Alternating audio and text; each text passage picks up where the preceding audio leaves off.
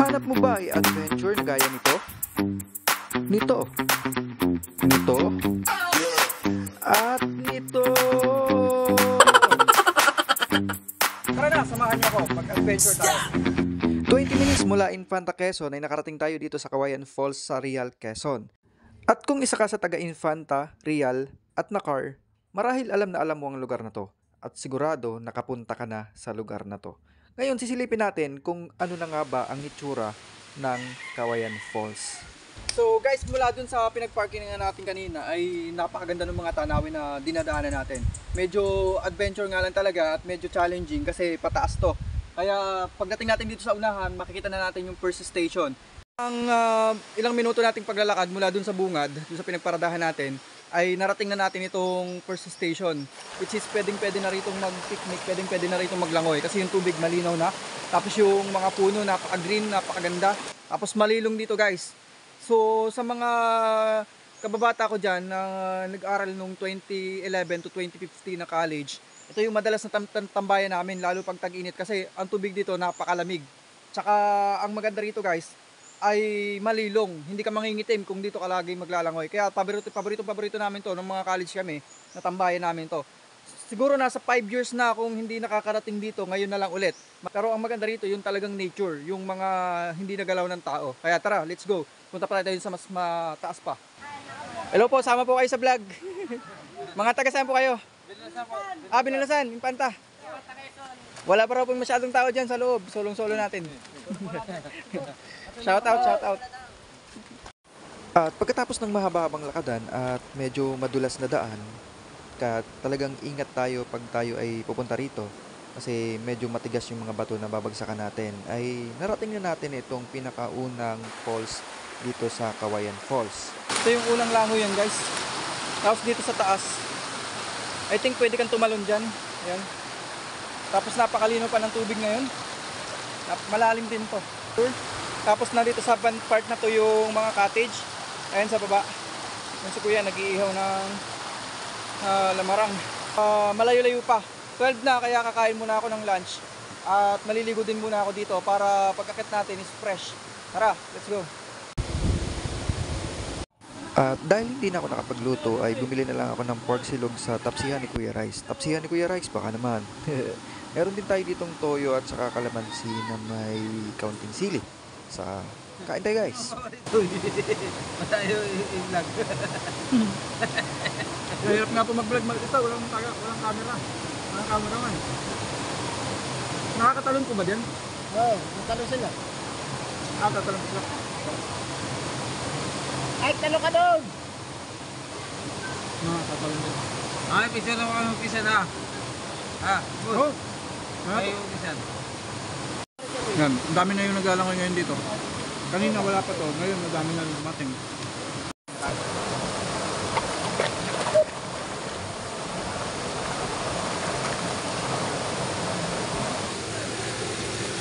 Yan guys, tatalon tayo. Medyo mataas, nakakatakot, pero malalim naman to, kaya hindi tayo sasayad sa ilalim. Kaya, tatalon tayo.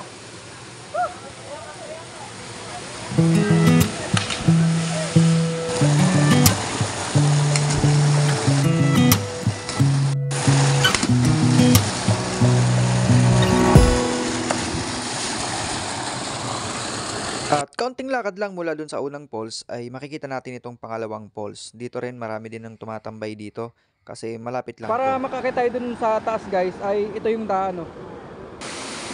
Pag doon guys ay kailangan tumubig para hindi tayo. At dito guys, trinay ko na tumalon. Kaya lang, huwag mong gagayahin kasi mababaw to. Kung hindi ka maalam tumalon sa ganito, ay baka sumayad ka sa ilalim.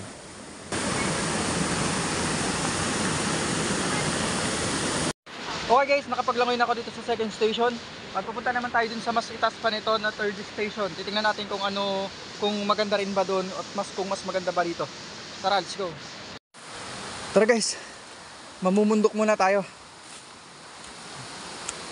Tingnan natin kung maganda sa taas nito. Yung madadaanan natin dito ay medyo madulas nga lang, kaya ingat.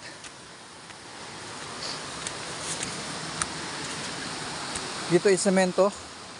Tapos ito, tangke ng tubig. Tara, pupunta pa tayo dun sa mas taas nito.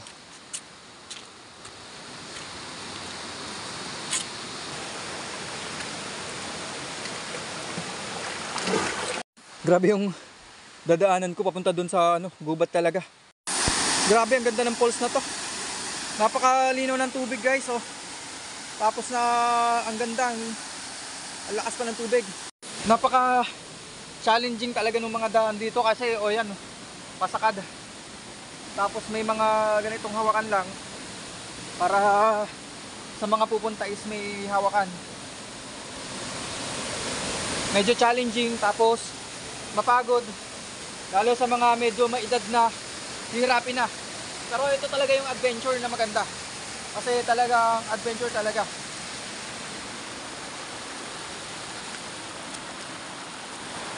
Ayan.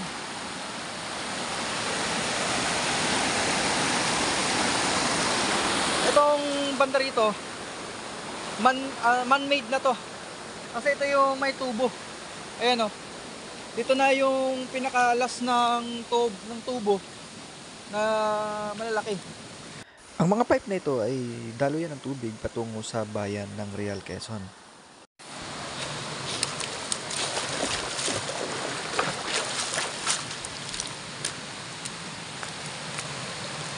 Dito, ayun, malapit na tayo. Dito tayo pupunta.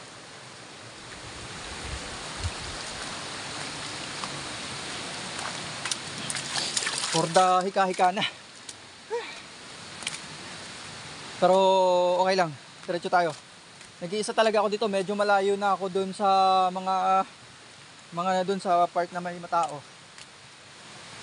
Hindi ko alam kung saan yung daan, dito ba or dito. Yun, malapit na. Natatanaw ko na yung malaking falls. Konti na lang, nandun na tayo.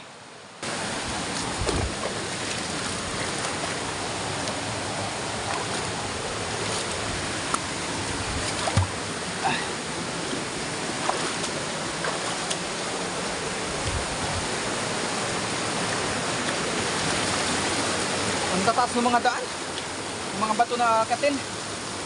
Tamo. Ayun na, malapit na. Okay. Ito na, guys, ito na, papakita ko na sa inyo. Ito, oh. Ang taas.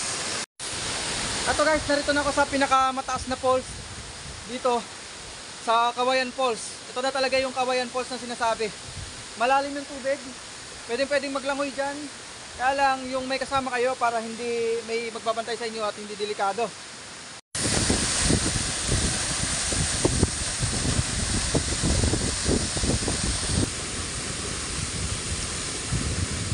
Grabe, masarap maglangoy, guys. Hindi lang ako makapunta dun sa gitna kasi nakakatakot, wala akong kasama. Napakaganda talaga ng ginawa ng Lord. Mga kalikasan na ginawa ng Lord, napakaganda. Kaya shout out dun sa mga naninira ng kalikasan, guys. Tingnan nyo naman, kaganda. Sa mga pupunta rito, guys, mas maganda kung may kasama kayo, family or mga tropa, para hindi masyado nakakatakot pa. Yan. So sa mga nanonood sa akin, hanggang dito ko na lang po tatapusin yung vlog ko. At maraming salamat po sa inyong panonood. Sana naririnig nyo ako kasi malakas yung patak ng tubig. Maraming salamat po sa panonood at sa pagsama sa aking mga adventure. In-invite ko po kayo na patuloy na mag-subscribe, manood sa aking channel. Maraming salamat po. God bless po sa inyong lahat. At shoutout nga pala sa mga nakilala natin doon na mga subscriber din natin at followers din natin. Maraming salamat sa inyo, sa mga nag-cameraman, sa mga humawak ng camera, napakisuyuan ko ng mag-camera. Maraming salamat sa inyo, guys. God bless you all.